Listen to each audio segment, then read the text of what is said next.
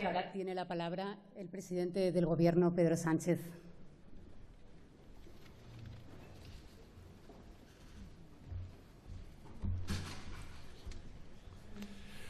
Majestad, secretario general de la OTAN, Jens Stoltenberg, presidenta del Congreso, Meritxell Batet, presidente del Senado, Ander Gil, presidente del Consejo General del Poder Judicial, Carlos Lesmes, presidentes del Gobierno, Felipe González, José María Aznar, José Luis Rodríguez Zapatero, exsecretarios generales de la OTAN, William Claes, Javier Solana, Lord George Robertson, Anders Fogh Rasmussen, vicepresidenta, ministros, ministras, alcalde de Madrid, embajadores permanentes de la OTAN, embajadores y jefes de misión acreditados en España, autoridades, señoras y señores, hoy estamos celebrando y recordando una fecha muy especial para nuestro país.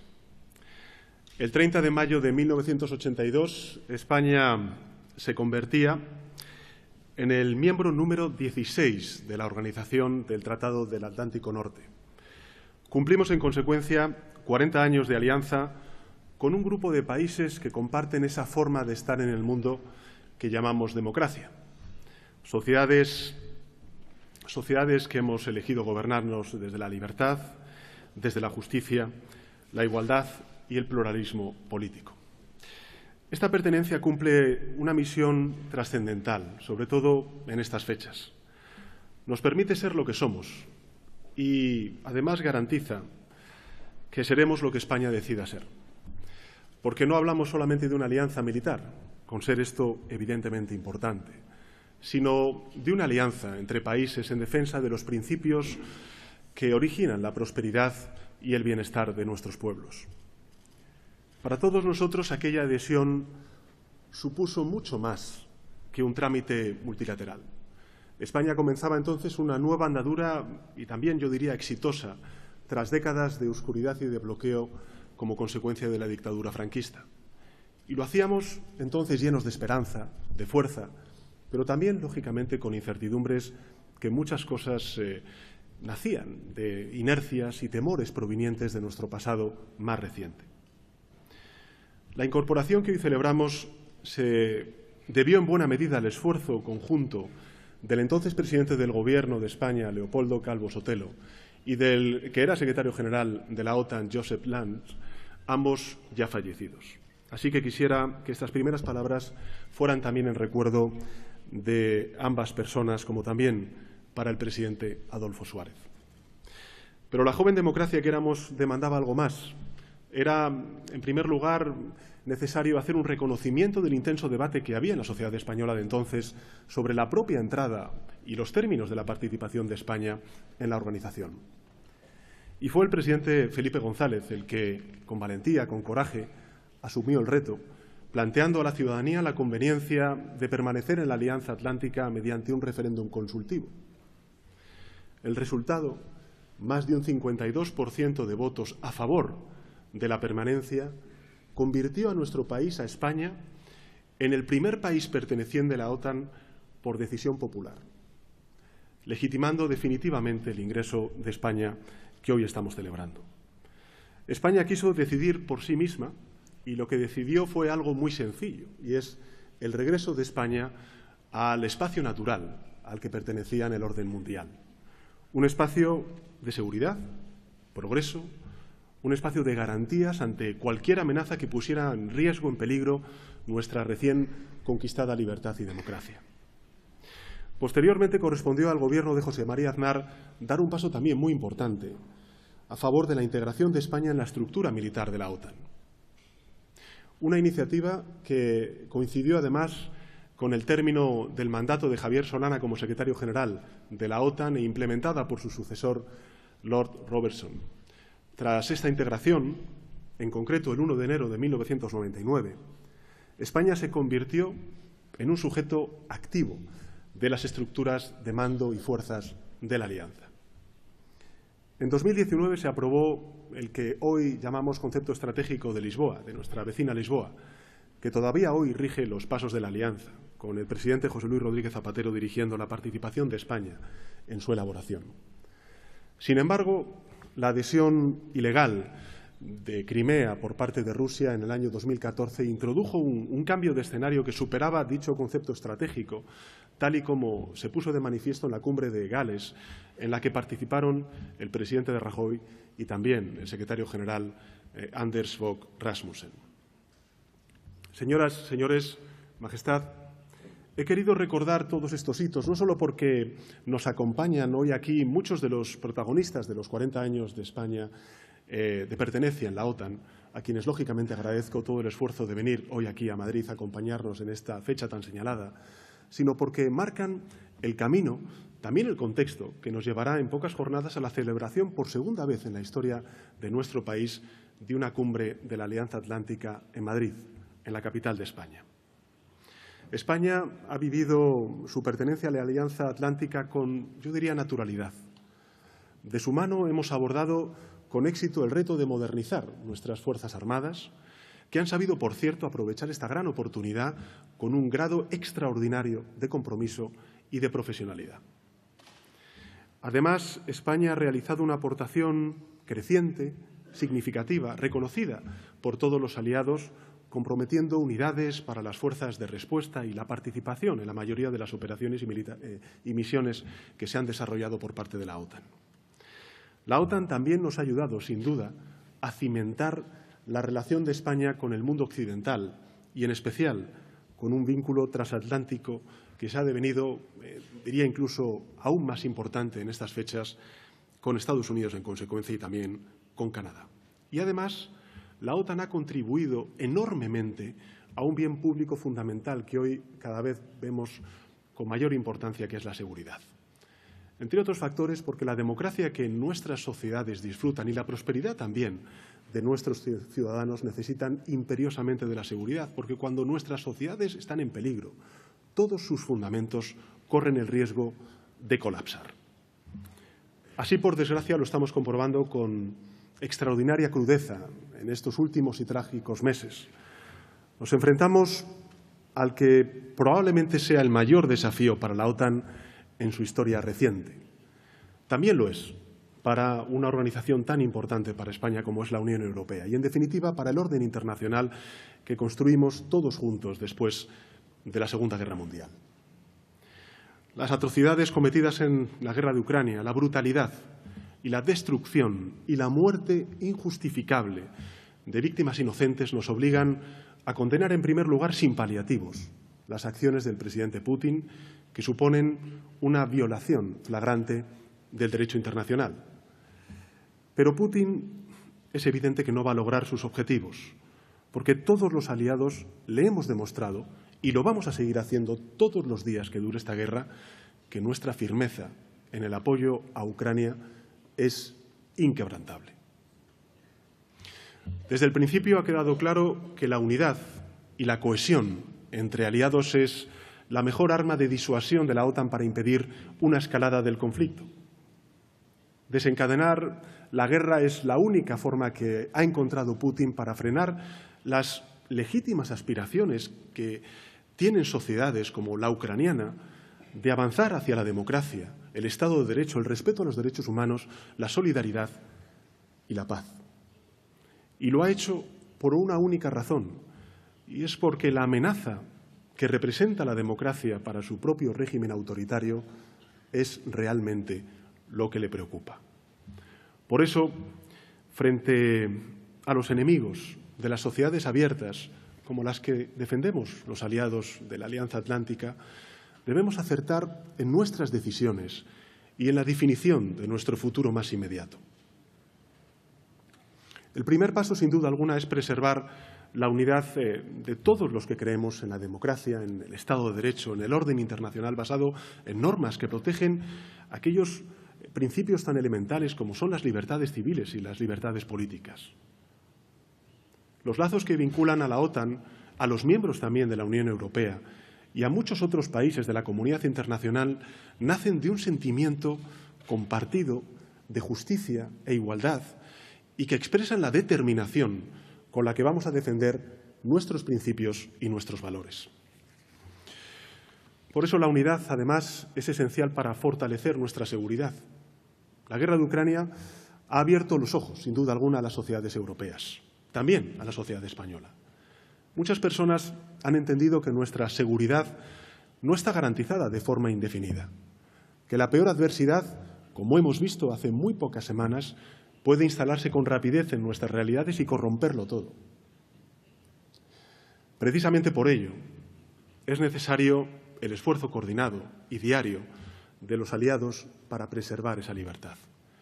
Hoy nuestra seguridad está amenazada por el régimen de Putin y, por tanto, apoyar a Ucrania con decisión es la única forma de asegurar que la Europa y el mundo, yo diría, que hemos construido, tengan un futuro cierto. Es imprescindible, en consecuencia, que reforcemos nuestra capacidad de disuasión, lo cual, sin duda alguna, va a exigir capacidades militares modernas, capaces, disponibles, que solo se adquieren mediante un aumento de la inversión en defensa. Somos muy conscientes de ello. Pero también sé, y es algo que tenemos que transmitir a nuestras sociedades, y sin duda alguna lo voy a hacer a la sociedad española, que debemos hacer ese esfuerzo. Porque mucho mayor es el coste de quedarse de brazos cruzados mientras se pone en jaque lo más elemental, lo más fundamental de nuestras sociedades, como es la libertad y nuestro modelo de convivencia pacífica y democrática. Una de las principales consecuencias de la guerra de Putin, completamente contraria a sus objetivos estratégicos al inicio del conflicto, ha sido la revitalización de la OTAN. En pocas semanas celebraremos aquí la que probablemente sea una de las cumbres más importantes, más trascendentales en sus 73 años ya de historia. En Madrid vamos a definir lo que se llama la estrategia de la organización para la próxima década, el concepto estratégico, con la novedad de las candidaturas de dos importantes países europeos como son Suecia y Finlandia. Dos democracias consolidadas cuya aportación a la Alianza Atlántica tendrá un enorme valor.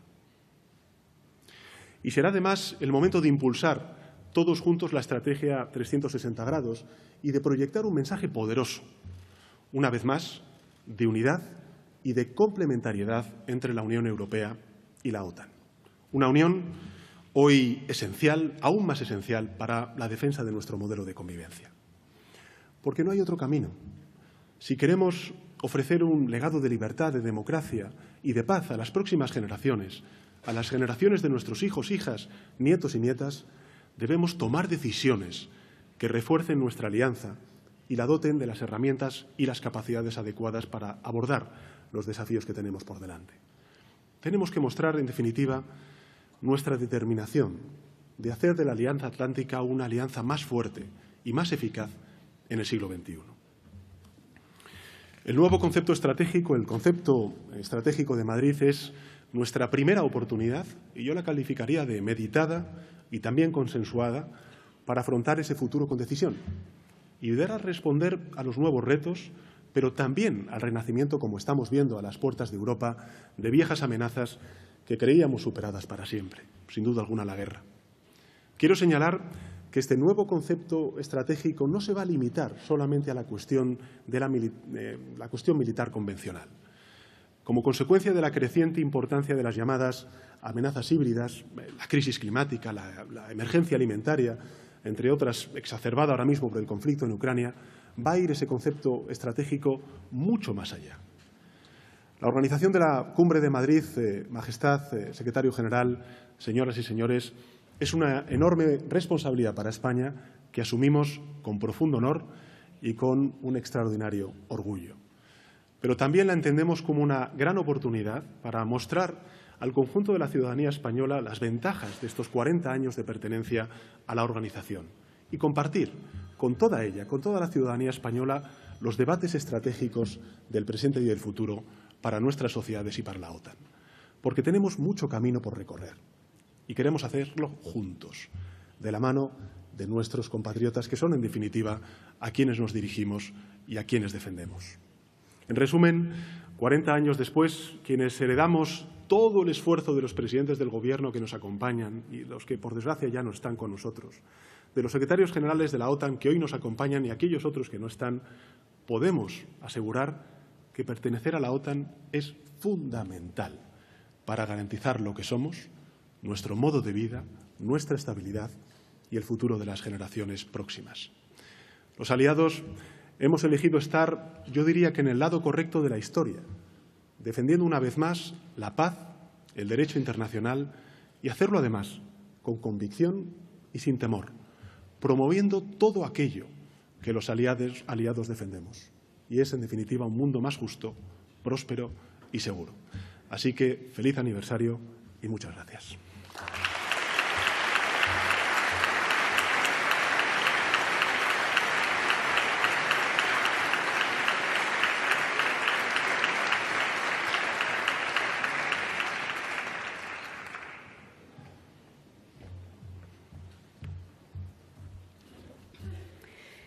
It is a great honor to have the Secretary General of NATO amongst us. Please welcome Mr. Jens Stoltenberg to the floor.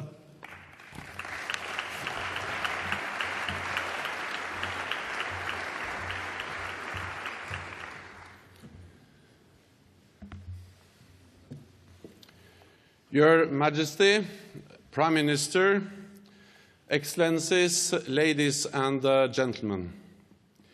It is really an honor and pleasure to be here today with you to celebrate 40 years of Spain within the NATO alliance. And I would like to thank His Majesty King Felipe for his strong personal commitment to our transatlantic alliance, to our armed forces, and to our security. In the late 1970s, after dark decades of dictatorship, Spain sought a new path, one committed to freedom, democracy, and the rule of law, values that lie at the heart of the NATO alliance. And in 1982, Spain became our 16th member, proudly joining a family of free, democratic nations across Europe and North America. And let me thank my predecessors who join us today.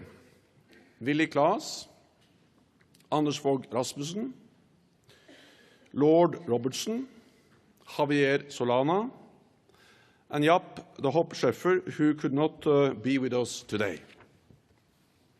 You steered our alliance through 4 decades of incredible change. From the height of the Cold War to the fall of the Berlin Wall. From the Balkans wars to 9/11. And from Afghanistan to the illegal annexation of Crimea. Throughout these 4 decades, Spain has stood united with its NATO allies in maintaining security across the Euro-Atlantic area, protecting our people and our shared values, and helping to change and adapt our alliance every time the world changed and new challenges arose. With both Mediterranean and Atlantic coasts, Spain holds a vital strategic position, resting at the crossroads between Europe, Africa, and North America. It is both a border between continents and a bridge between cultures. As such, it plays a central role in protecting us from threats from all points of the compass. Your membership in NATO has made our military more modern, more capable, and more deployable. Over the past 4 decades, Spain has contributed greatly to our alliance. You play a key role in NATO's missions and operations. Spanish forces have helped maintain the stability of the Western Balkans through NATO missions in Bosnia and Herzegovina and in Kosovo. They contributed over many years to our mission in Afghanistan, and I thank and honor all those who served so bravely there, those who made the ultimate sacrifice, and their families and loved ones. Today, Spanish soldiers are a crucial part of NATO's training mission in Iraq to help ensure Daesh never returns. Spanish pilots take part in Baltic air policing. Spanish sailors serve in our maritime missions, and Spain hosts the Aegis ballistic missile defense ships in Rota. This shows that together we are ready to defend every inch of Allied territory from any threat, from any direction. Whenever I have met with Spanish service women and men, I'm always impressed by their dedication and professionalism. I met some of them recently with Prime Minister Sanchez when we visited NATO's battle group in Latvia, serving alongside Allied forces from both sides of the Atlantic. NATO solidarity in action. And therefore, I would also like to thank Prime Minister Sanchez for his personal leadership within our alliance. Pedro, your commitment to transatlantic security is and remains vital. And also many thanks to your predecessors for their support of NATO over many, many years. In response to Russia's brutal and unprovoked war in Ukraine, Spain is playing an important part in strengthening our deterrence and defense, deploying additional troops, ships and jets to strengthen NATO's defense of Europe.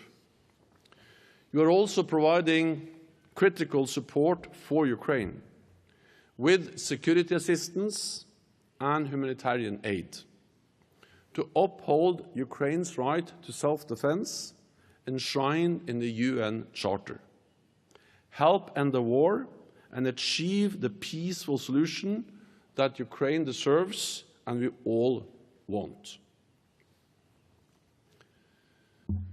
Back in 1997, Madrid hosted an historic summit. Hungary, Poland, and the Czech Republic were invited to open talks to join our alliance.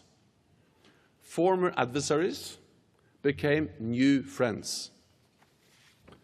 That summit marked a new age of hope and aspiration. NATO's open door and the European Union's enlargement helped spread freedom, democracy, and prosperity across Europe. It was and remains an historic success. Next month, Madrid will host another historic summit. This time, however, the context is very different. Not a fresh burst of freedom, but a cold blast of conflict. Russia is waging war of aggression against Ukraine. Authoritarian regimes seek to undermine the rules-based international order. China's coercive policies challenge our interests, security, and values. And China has joined Russia in openly contesting the right of each and every country to choose its own path. We also face brutal terrorism, instability from the south, sophisticated cyber attacks, disruptive new technologies, nuclear proliferation, and the security consequences of climate change. Together, these challenge our security and our democratic way of life. At the Madrid summit, we will chart the way ahead for the next decade. We will reset our deterrence and defense for a more dangerous world. We will deepen our cooperation with like-minded countries and organizations, including the European Union and countries in the Indo-Pacific. We will also be joined by Finland and Sweden, who have just made historic applications to join our alliance. The Madrid summit is an important opportunity to reaffirm our commitment to NATO's values and the vital importance of Europe and North America working together in NATO. As we look to the future, Spain will continue to play a key role in our alliance, because in this age of increasing global competition, our unity is our strength. Thank you so much.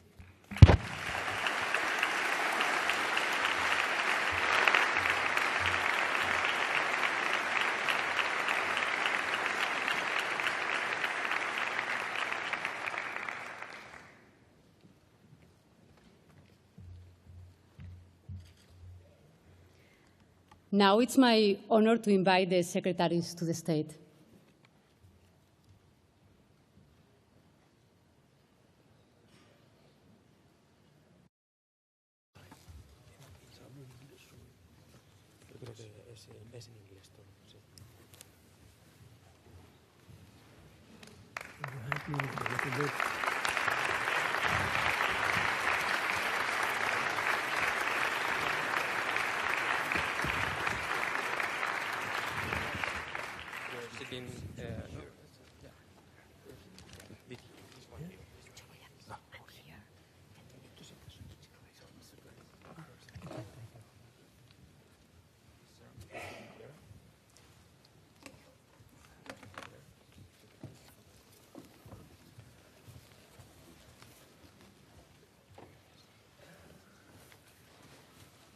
Good morning, Mr. Lord Robertson, Mr. Willy Klaas, Mr. Javier Solana, Mr. Anders Fogh Rasmussen. Good morning. Today we're very proud to be celebrating the anniversary of Spain's entry into NATO. 40 years have passed since the historic protocol formalizing this membership was signed.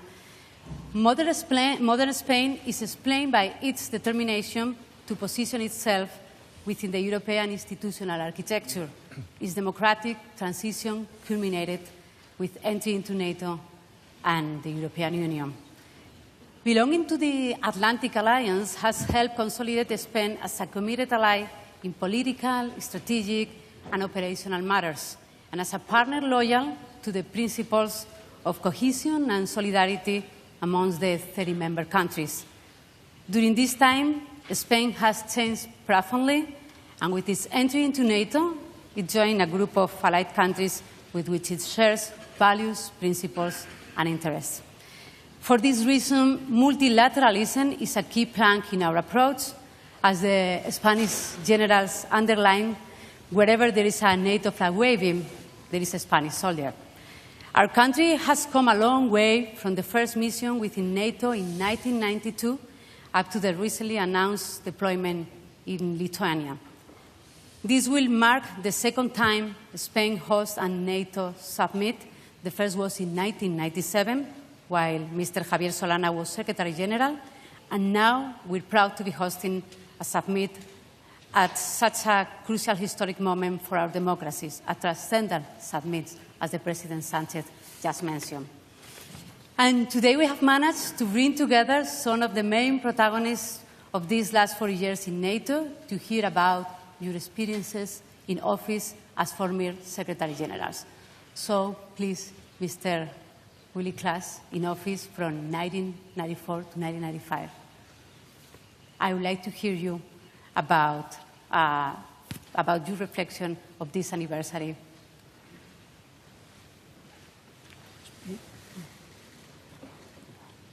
You want to start, Mr. Solana? Sure. I will prefer, Mr. Klaas, to follow the chronological order. Okay. Now, thank you very much. Your Majesty, it's a great pleasure to be here celebrating this anniversary. The Secretary General of NATO has mentioned that Spain had already another summit in 1997. In that summit, three very important things decisions were taken. The first, as has been said by him, the enlargement for the first time of the alliance. The second, that we should not forget, is that we created in that summit the Council NATO-Russia. And the third thing that we created was the NATO-Ukraine Council. So we had an idea at that time of how things could evolve. Unfortunately, those councils were going down in interest along the time, and we couldn't finish the ideas, the fundamental ideas that were taken in Madrid. Now, if I were to talk to you very frankly, as I should, I think that at this point in time, the most important thing that the people which are gathered here, it would be to ask clearly and logically for a ceasefire immediately in the region. Russia has failed. Russia wanted to take the capital, Kiev, then get rid of the government, and then appoint a government that will avoid President Putin. That has not taken place. Therefore, I think that this is the moment, once Russia has not been able to get his objective, to try seriously to have a ceasefire. And for that, all of us, all the countries represented here, have to make an effort because we should be able to do it. I remember a few days ago when I hear that the Secretary of Defense of the United States, in the first conversation that had with the Secretary of Defense from the Russian Federation, was we need to construct a ceasefire. I would like very much to really sum up my voice to that conversation of the two Secretaries of State from Russia and from the United States. That would allow the people of Ukraine to recuperate their lives, to look forward for a while at least, and to really the political side of Ukraine also to get together and turn into what we can be the exit at the end of this ceasefire. But for me, the ceasefire is a must, and whatever we can do, we should do it.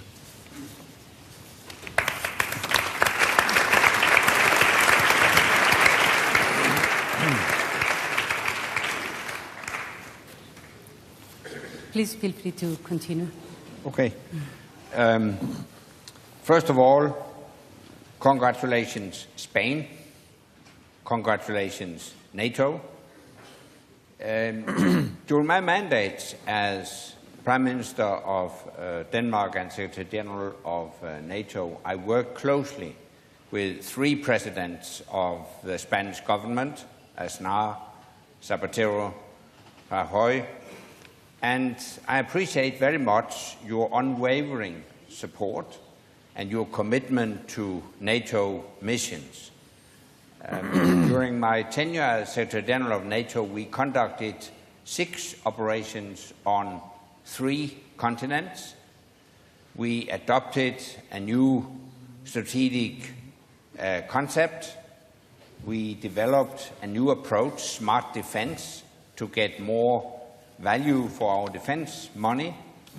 We prepared a readiness action plan to strengthen our territorial defense in the East, and we decided that all allies will live up to the 2% target before 2025.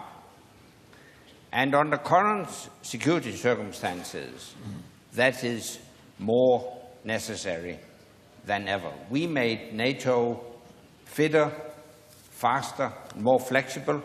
That's exactly what we need now. Russia's unprovoked attack on Ukraine has taught us that we cannot take freedom and democracy for granted. We will have to fight for it. And the Ukrainians have the will to fight. We must give them the means to fight.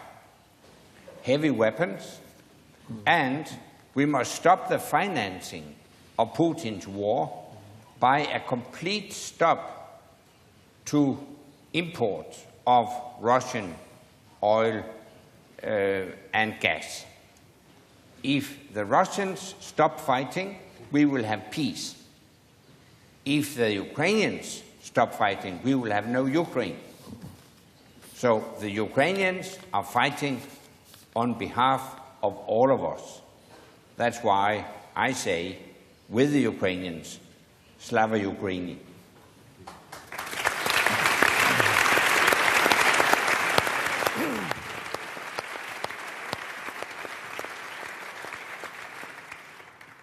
Majesty, Mr. Secretary General, 2 or 3 considerations.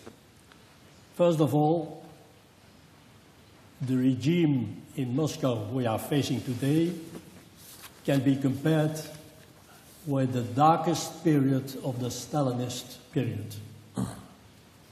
So the situation is dangerous and even unpredictable.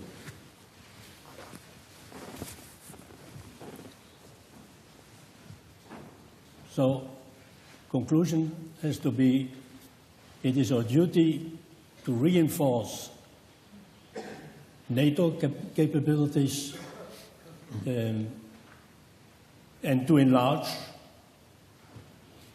Finland, Sweden, even if this is not, in my opinion, to say it as the French are doing, a petit cadeau,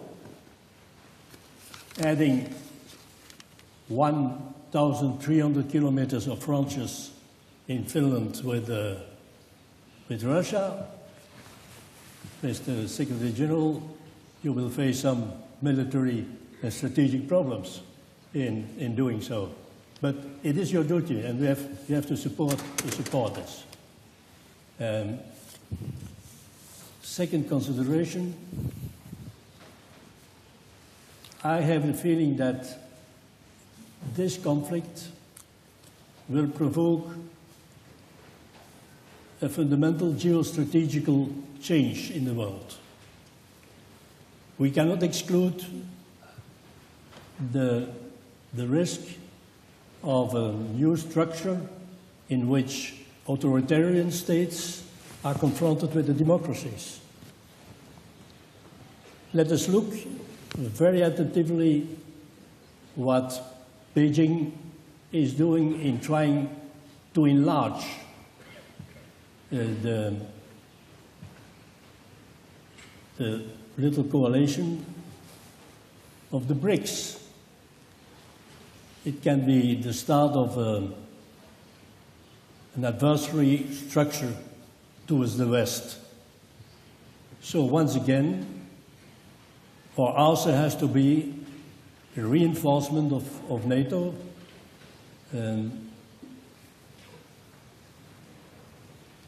Last consideration,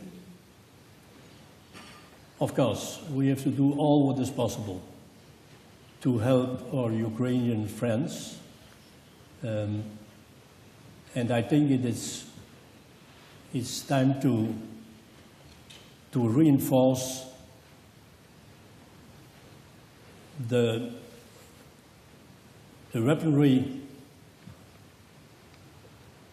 Ukraine is asking for. And I know there are some doubts because one cannot negate the military capabilities of Russia.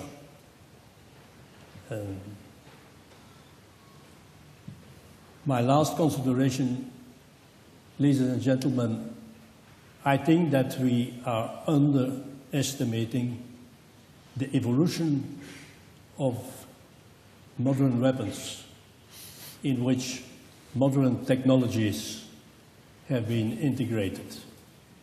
So humanity is facing serious risks. So nevertheless, we are obliged to support the Ukrainians. We have to find a point of contact in which we will discuss the control of weaponry and, in a second step, the disarmament. I think it is inevitable on the moment that we are supposed making big efforts in order to save our climate. But let's not forget the risks we are facing with the combination of weaponry and modern technology. So, thank you.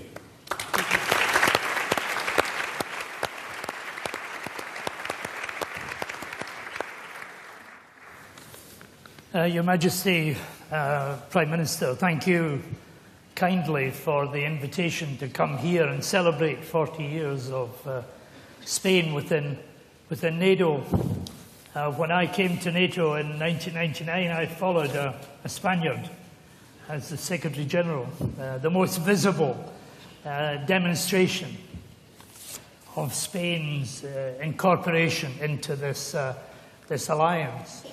I recall the ratification procedure in the British Parliament. I was a very new and young member of Parliament when we endorsed the membership of Spain in NATO. And for those of us who had some memories of the dark days of dictatorship in Spain, that was an amazing feeling to have. And then to come to NATO and to follow Javier Solana in the position of Secretary General was quite a move forward for me.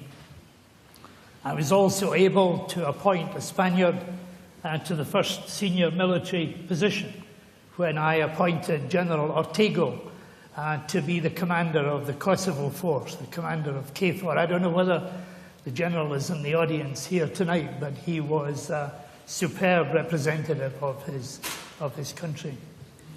So here we are celebrating 40 years of Spain's membership of NATO at a time when we are now welcoming 2 new applicant members for NATO in the vanguard of the Madrid summit. I have to say that I spent 4 years trying to persuade Finland and Sweden to join NATO, and Vladimir Putin managed it in 4 weeks.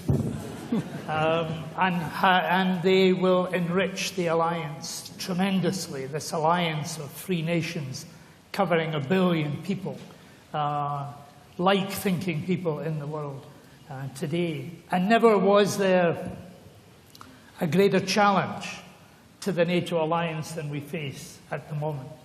The unprovoked attack by Russia on Ukraine is something that has changed geopolitics fundamentally and perhaps forever.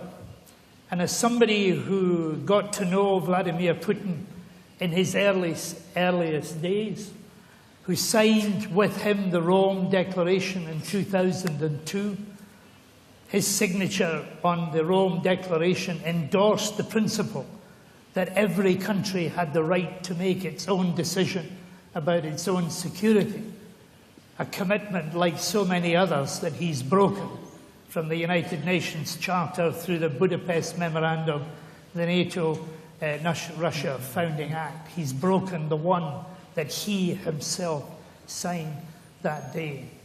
And I don't think it is for us, any of us in NATO today, to decide at what point the Ukrainians will stop fighting.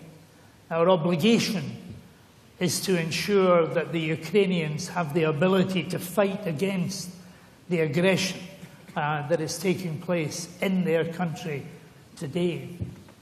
And that is why I endorse the views that have been expressed of giving the Ukrainians the means to fight, the heavy weapons, the training of their troops that is so desperately needed at the moment in order to counter the onslaught of the Russian forces.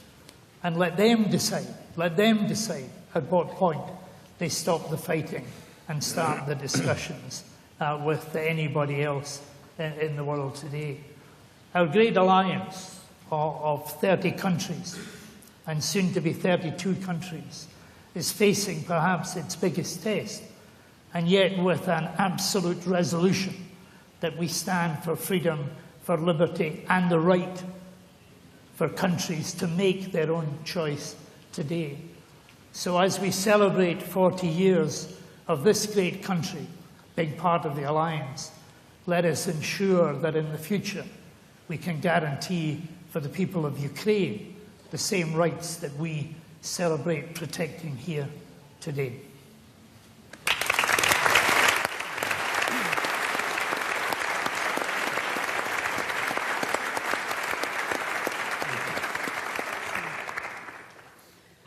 You all agree that this moment is crucial, transcendental, historic, and dangerous also. I know it's hard to do predictions, but based on your experience, how do you think it will evolve? In the short term, at least. I think the biggest risk is a prolonged conflict.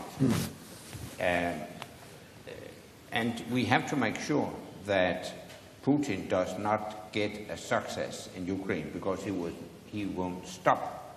If he gets success in Ukraine, next victim might be Moldova, then Georgia, and eventually he will also put pressure on the 3 Baltic states. We have to make sure that Putin does not succeed in Ukraine. And if Russian troops do not leave Ukraine, then we will get into difficulties in rebuilding Ukraine.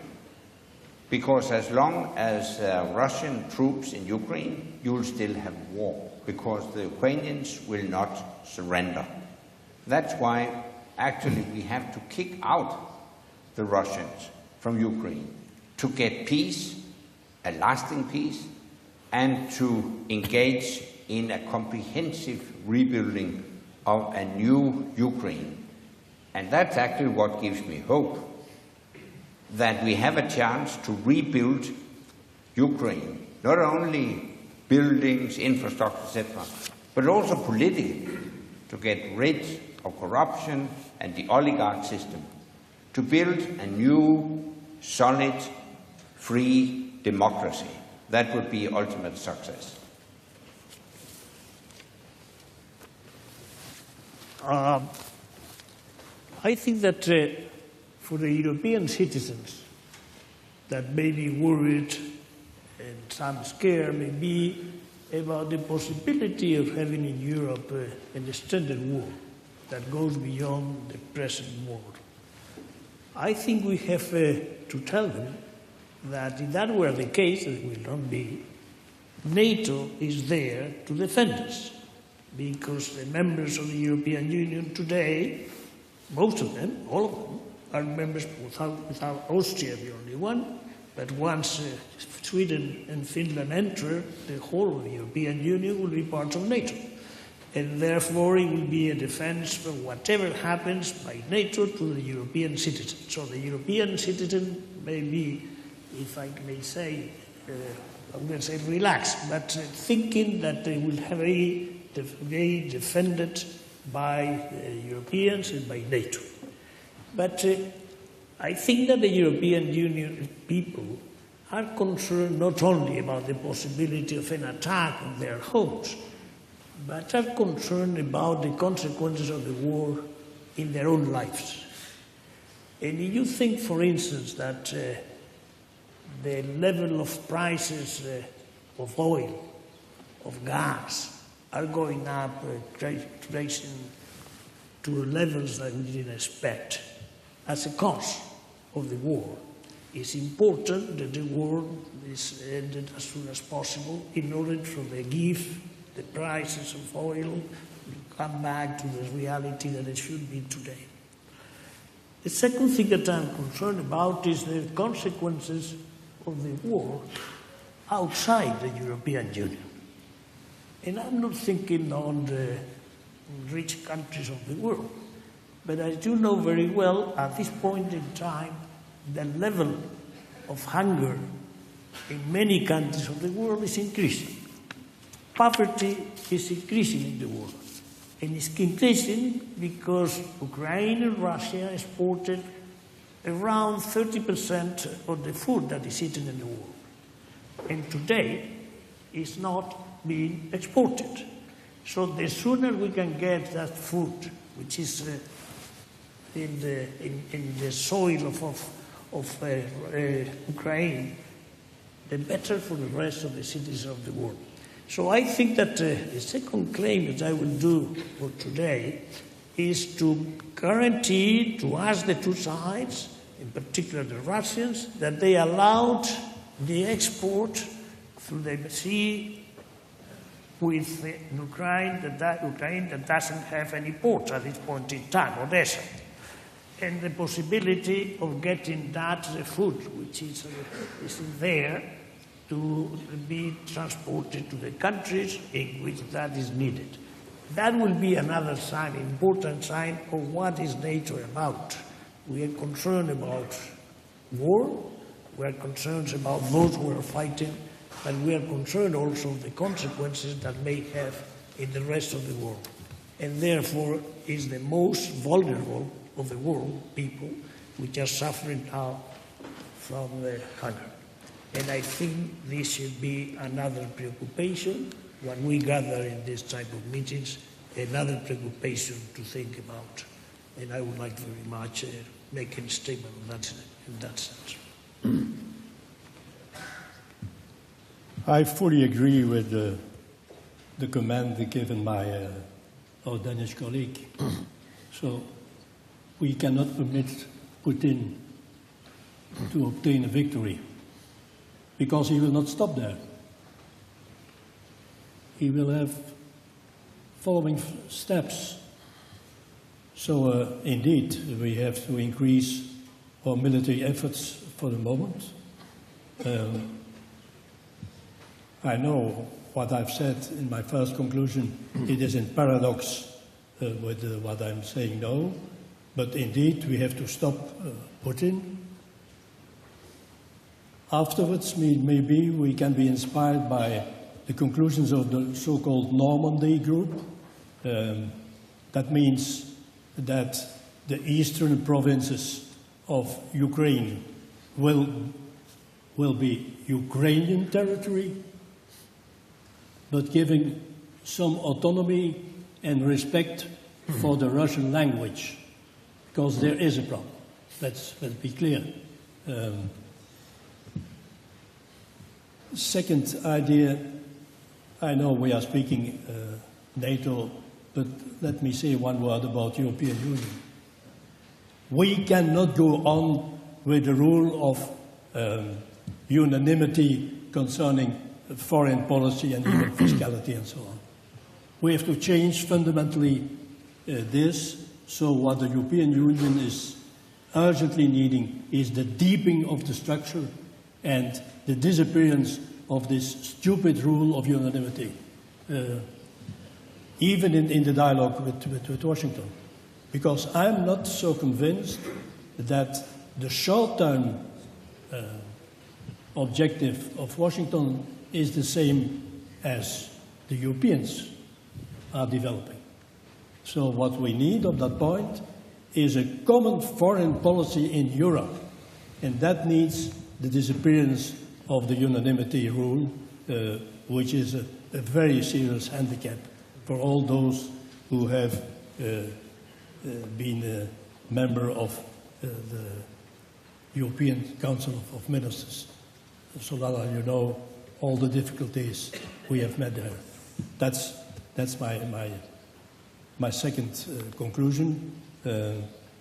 What we need much more than ever is Europe speaking with one voice and acting as one person.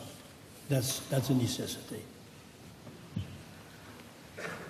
I'm not going to follow that to its logical conclusion, because foreign ministers today are meeting in Brussels, trying to seek unanimity on an oil embargo.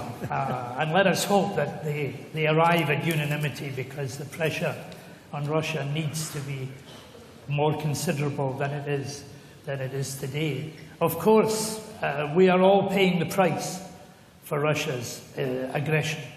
The rise in inflation, the effect on food production, supply chain disruption, all of this has had a dramatic effect.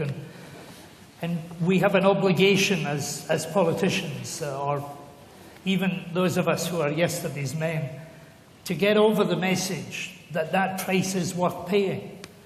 Because the Ukrainians are not just fighting for themselves, they're fighting for a principle, and that is the right of self-determination and the right of people to live without the threat of being invaded and crushed by a neighbouring country. So there is that obligation to do much more to get the message over. The second thing is that we need also to offer to the decent people of Russia a prospect that after this episode in their lives, there is a role for Russia in the world still to play. The majority of the Russian population are being denied any information about this war, denied even the right to call it what it is, a war.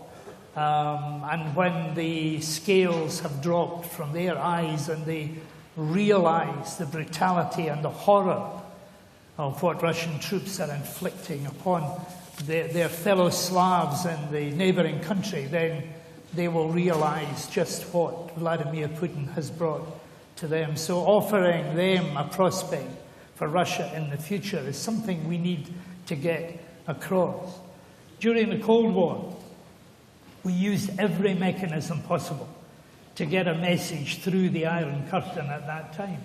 And eventually people realized beyond the Iron Curtain that there was a better life out there, and these countries are now inside the alliance, inside the European Union. So we need to get that message across to the Russians, that what is happening in their name is unacceptable and something that the world is simply not going to tolerate. In the meantime, a very heavy price is going to be paid for all of us while we continue to give them the moral, financial and military support that will be necessary for them to win this conflict. Before concluding, the nations of Europe, the European citizens, are living this situation with great concern and are wondering how peace and security can be guaranteed. What message of hope can you transmit to the citizens of the Alliance? Well, the hope that we can express and hope that it will be accepted by the majority of the people is that the world of today is very complicated, that we are seeing even the beginning of deglobalization. We may have even the possibility, the drama of having a world decoupled, and those things will be very dramatic, I think, economically, politically. So we have to recreate, to see how we recreate step by step some of the things that we have lost. I may be a classic, or I may be an old-fashioned thinker, but I do think that foreign policy should be based on having all the channels of communication always open. That is what we did, that was what I did, and I'm afraid this is not what is being done today.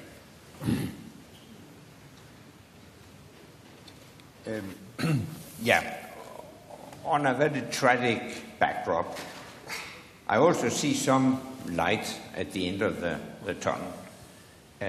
One thing is that Putin has managed to create a stronger NATO, stronger unity among Europeans, stronger unity across the Atlantic, the transatlantic alliance in the broad sense of the word has been strengthened.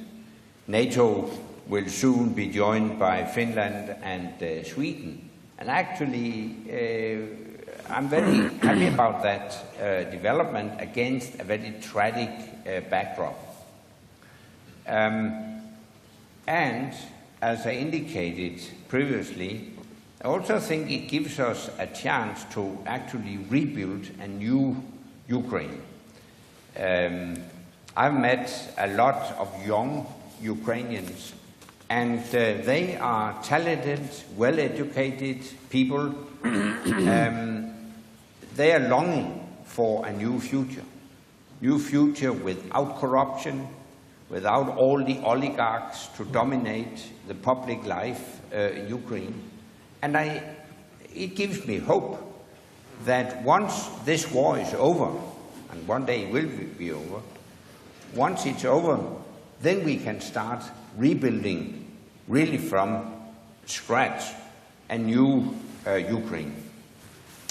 And finally, it also gives me hope that I think not only the young generation, but several generations now have learned a lesson from history, that appeasement with dictators does not lead to peace, but to war and conflict.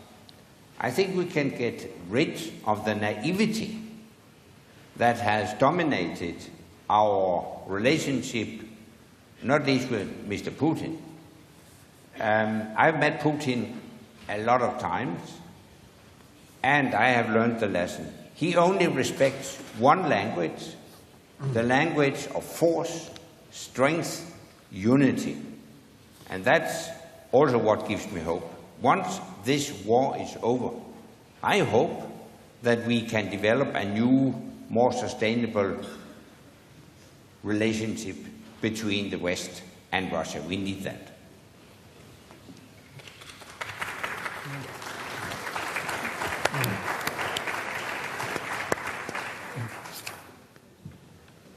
Maybe that I'm going to make some remarks which are less sympathetic, but what is the attitude in the world today towards the sanctions? Of course, China is not playing with us. That's not a surprise. But do we understand clearly what India is doing? Increasing the energy commerce with Russia factor 4. Indonesia, president of the G20, is not implementing sanctions, on the contrary. South America,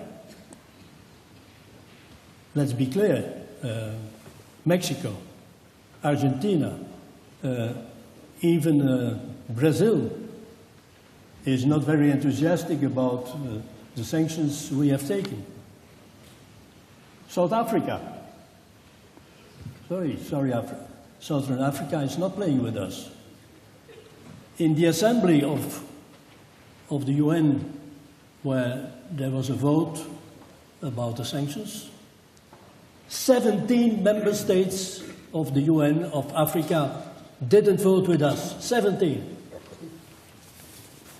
Can we have a discussion on the attitude of the Arab countries, and especially Saudi Arabia? The situation is very complicated, and as I've said, at this moment, unpredictable. Nevertheless, we have to maintain more than ever the solidarity both sides of the Atlantic Ocean, the United States, Canada, and Europe. A united Europe, I insist, a united Europe, speaking with one voice. And once we have established peace in Ukraine, and I understand what you say and fully agree. We have to do together all what is possible to rebuild that country. We have to think clearly how to develop the new geostrategical links in the world. And it is a very complicated challenge. For the moment, as me concerning, unpredictable and very dangerous. But having said that, first things first, let's take the measures necessary to help our Ukrainian friends in order to stop Putin. If we take the risk to give him some victory, he will continue. That's clear. So we have to stop him. That's clear. Thank you.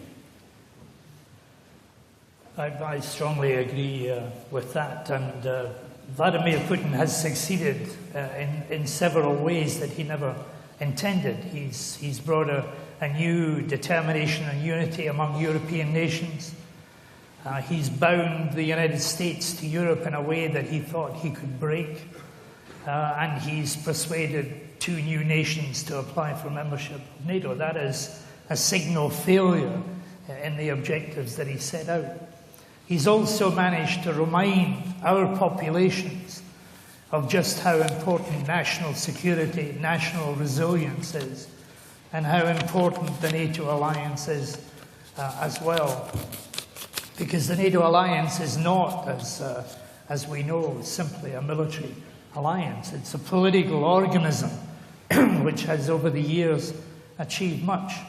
I've got a very vivid memory of my time in NATO, not just in declaring Article 5 for the first time, but with Javier Solana intervening in what was going to be a civil war in what was then called the former Yugoslav Republic of Macedonia.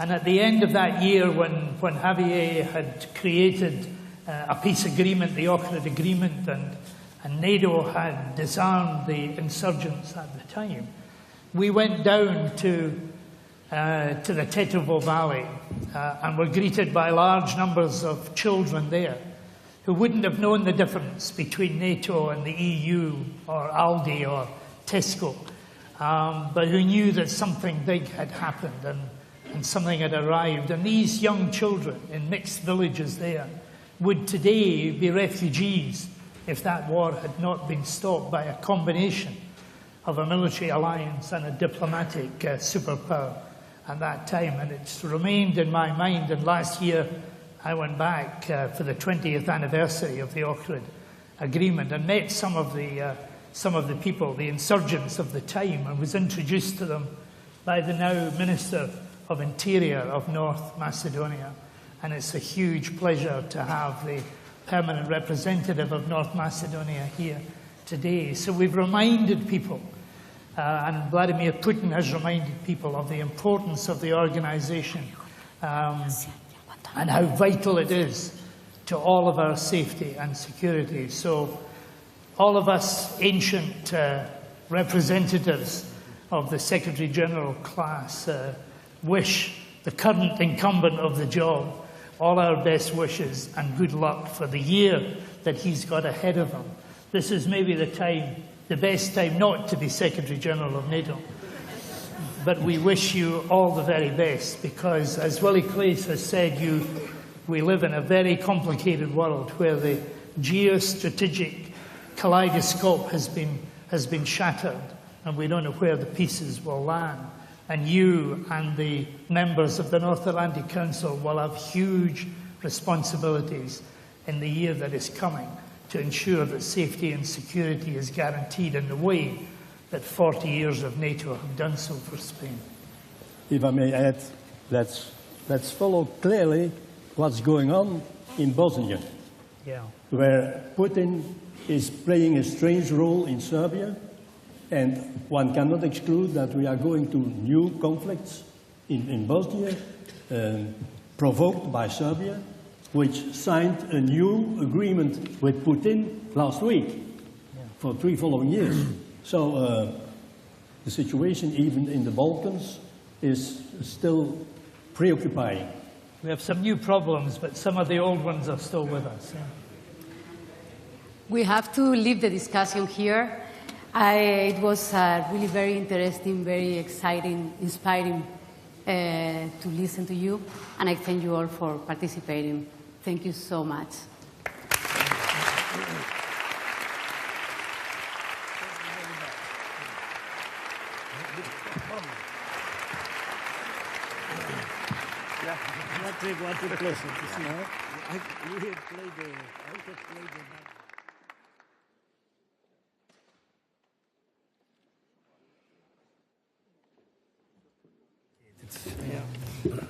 Tiene la palabra Su Majestad el Rey.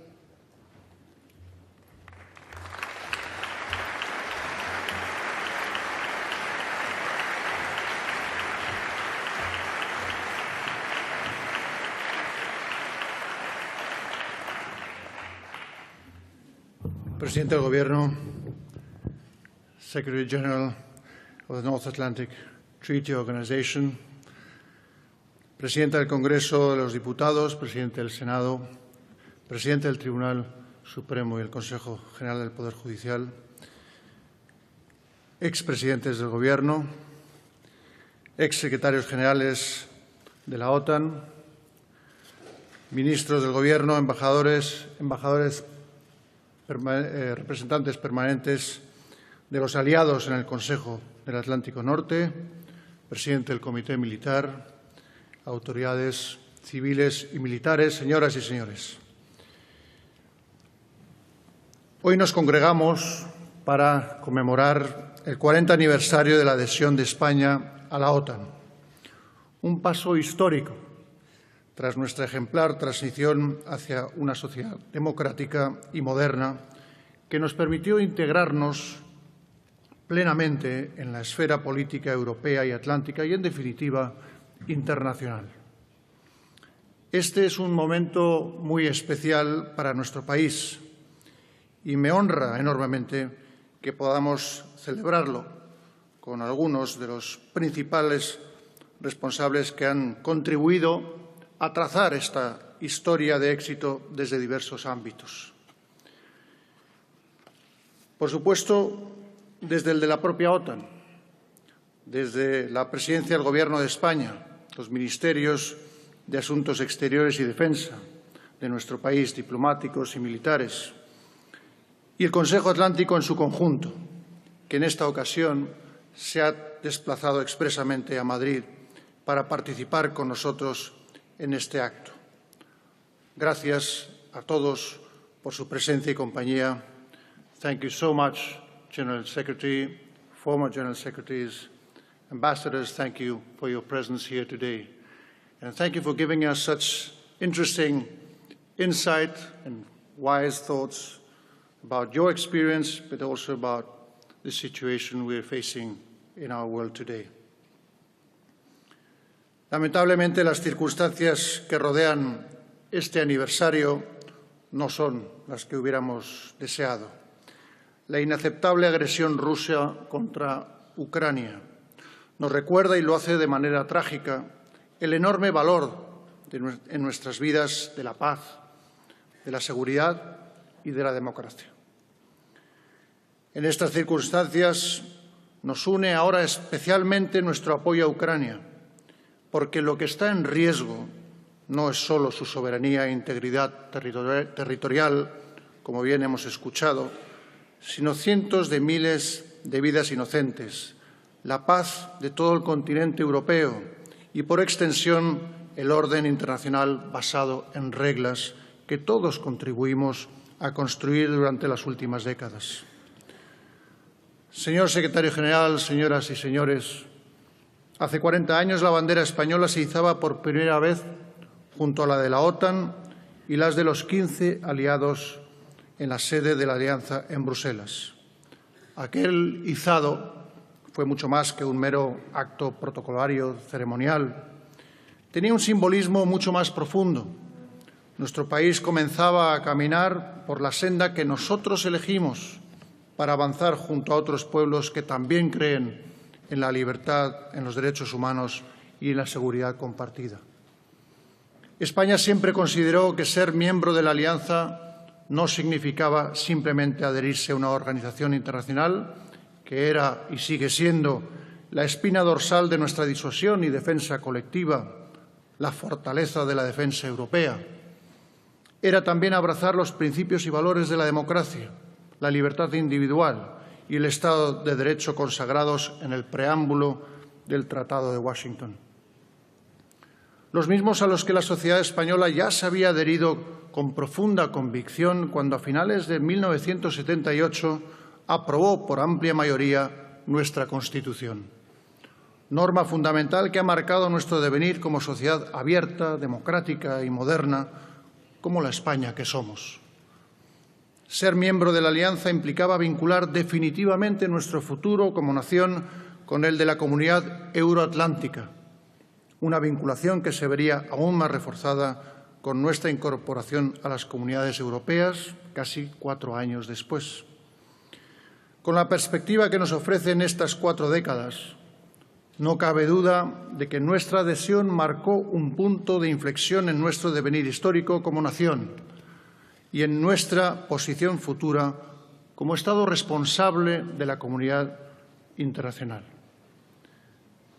Secretario General, señoras y señores, junto a la dimensión política a la que me acabo de referir, creo necesario destacar también las profundas implicaciones transformadoras que para nuestras Fuerzas Armadas y nuestra cultura de defensa ha tenido la entrada de España en la OTAN.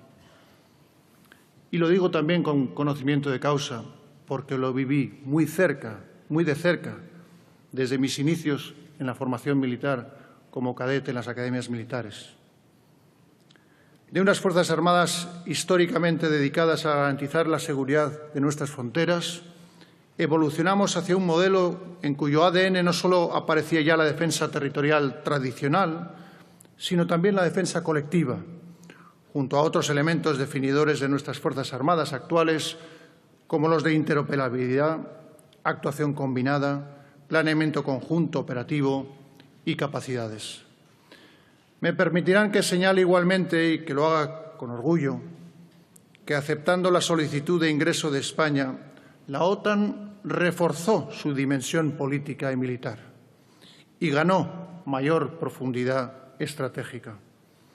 Si España se ha beneficiado de la seguridad que proporciona la OTAN, de su gran impacto en la modernización de nuestras capacidades militares y del estatus internacional que su pertenencia confiere a sus miembros, por su parte, la OTAN se ha favorecido de la situación estratégica de España y de su compromiso en la aportación militar y conceptual, pero también de nuestra perspectiva estratégica distinta y enriquecedora. En 1982, la Alianza acogió a un país que aunaba sólidas dimensiones atlánticas y mediterráneas, a las que añadía profundas convicciones europeas. Un país que miraba y que mira al norte y al sur, al este y al oeste, que siempre ha incorporado al Océano Atlántico como parte de su identidad, de su cultura, de su historia y de su proyección como nación.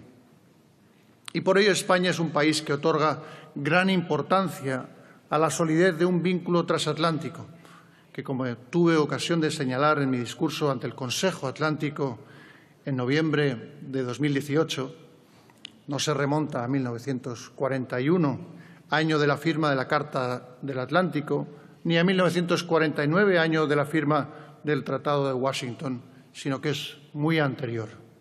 Esa identidad transatlántica se remonta a fines del siglo XV, cuando España entra en contacto con la realidad del continente americano. Señor Secretario General, señoras y señores, me gustaría poner en valor ante todos ustedes la participación de nuestras Fuerzas Armadas en las diferentes actividades, misiones y operaciones aliadas en estos 40 años. Para España, ofrecer a la Alianza el servicio de los hombres y mujeres del Ejército de Tierra, la Armada, el Ejército del Aire y la Guardia Civil ha sido y es un compromiso sumamente valioso y un verdadero honor. Algo que solo es posible cuando existe una clara convicción en nuestros principios y valores compartidos para la defensa de un mundo más libre y más humano. Permítanme aquí rendir también un profundo y sentido homenaje a quienes han dado su vida durante todos estos años, así como a sus familias. Nunca olvidaremos su dedicación y sacrificio. Dentro de un mes, Madrid volverá a acoger una cumbre de la OTAN exactamente 25 años después de la que tuvo lugar en 1997 y en la que por primera vez desde el final de la Guerra Fría se abrían las puertas a nuevos miembros. La adhesión de dos años después de la República Checa, Hungría y Polonia señaló la dirección para una ampliación exitosa que nos ha llevado a la actual comunidad de 30 aliados. Ahora, la guerra de Ucrania nos hace unirnos en torno a nuestros valores y la OTAN debe recuperar ese mismo espíritu de hace 25 años. Como en 1997, Madrid volverá de nuevo a ser testigo de otro momento decisivo con la cumbre que celebraremos los próximos días 29 y 30 de junio. Quisiera agradecer en este sentido al secretario general y a los 29 aliados de la confianza depositada en España. Asumimos este proyecto con la mayor responsabilidad y siendo plenamente conscientes de la dimensión histórica de la próxima cumbre, por lo que España no escatimará esfuerzos para garantizar su éxito. La realidad estratégica lo demanda. Las amenazas emergentes se suman a las convencionales, los nuevos desafíos a los tradicionales. Todos provienen ya de todas las direcciones estratégicas y en todos los dominios operacionales. España comparte plenamente, y en este preciso momento todavía más, la importancia crucial de mantener una sólida disuasión y defensa en nuestro flanco oriental. Como saben, España está haciendo efectivo dicho compromiso no solo sobre el papel, sino también sobre el terreno. Contribuye y seguirá haciéndolo con importantes capacidades, tanto terrestres como aéreas y marítimas.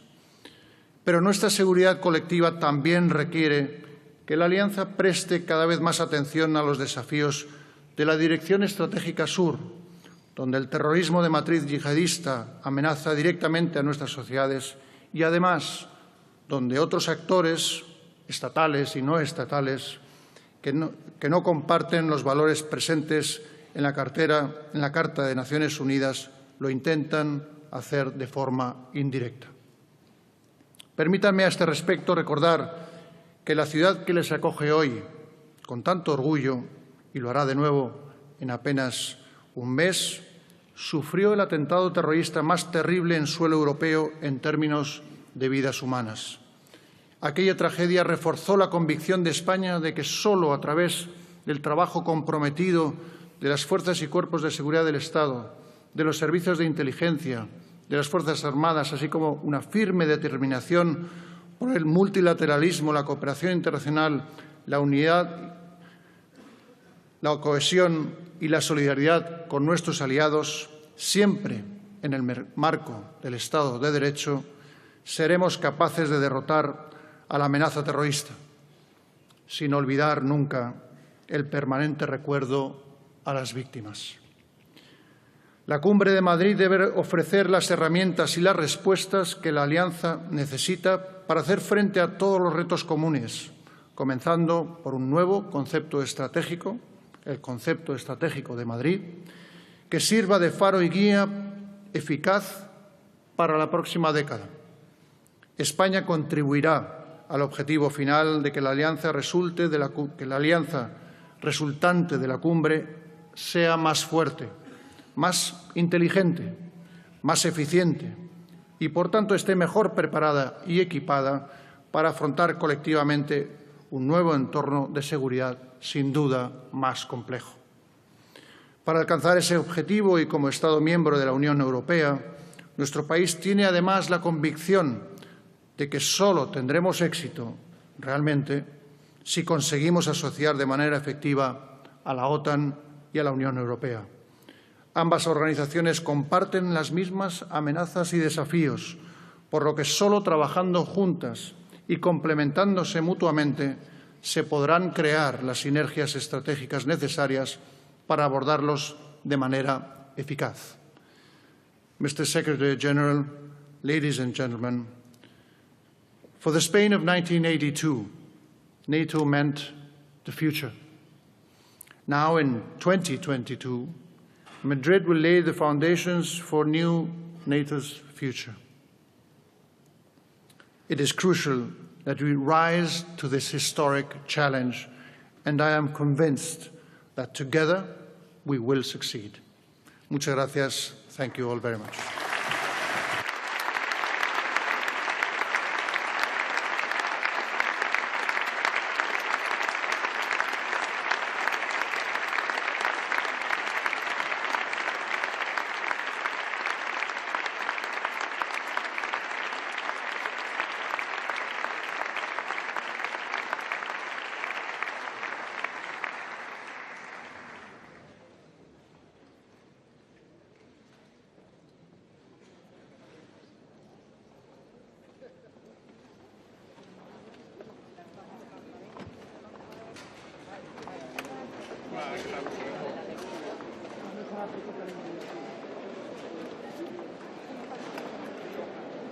Thank you.